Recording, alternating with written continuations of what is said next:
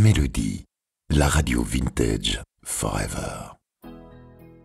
Les années 80 marquent un certain creux dans la carrière de Johnny Hallyday. Les échecs commerciaux s'enchaînent et le rocker peine à retrouver les ventes stratosphériques des décennies précédentes. Pourtant, un titre va faire renaître le phénix de ses cendres, le chanteur abandonné. Mais connaissez-vous l'histoire cachée derrière cette chanson mythique de Johnny Hallyday ? Il y a des flight cases qui traînent sur scène et on démonte les projecteurs quand sa vie n'est plus mise en scène. Ça lui fait peur. Nous sommes en 1984. Johnny se produit au Zénith de Paris. Dans la salle, un certain Michel Berger assiste au concert. À la fin du spectacle, les deux artistes se rencontrent dans les loges.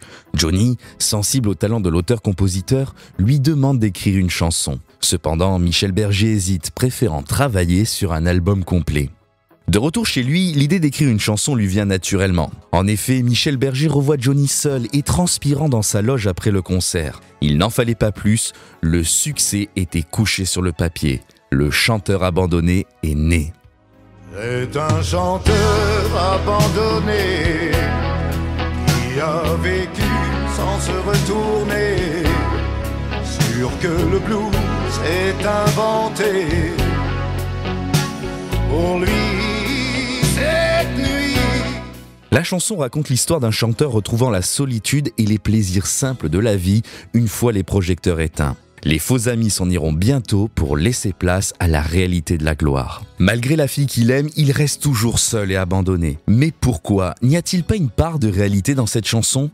Michel Berger s'est-il rendu compte de la solitude du chanteur en cette période de creux artistique ? Peut-être bien. Quoi qu'il en soit, la chanson figure au premier plan de son nouvel album, Rock'n'Roll Attitude. Pour l'anecdote, dans la version DVD du Parc des Princes 1993, Johnny dit à la fin de la chanson « Avec vous ce soir, je ne me sens pas abandonné ». Le message ne pouvait être plus limpide. Autre anecdote, il paraît que Johnny pensait à Claude François, son ami, en la chantant. Quoi qu'il en soit, cette chanson marquera le retour du taulier sur le devant de la scène avec près de 250 000 exemplaires vendus en single. La traversée du désert était passée. Tant pis s'il faut payer d'avoir toujours donné. C'est beau et il le sait de s'être abandonné.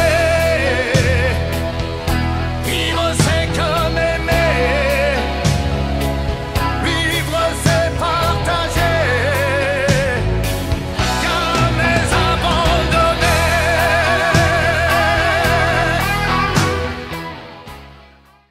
Mélodie, la radio vintage forever.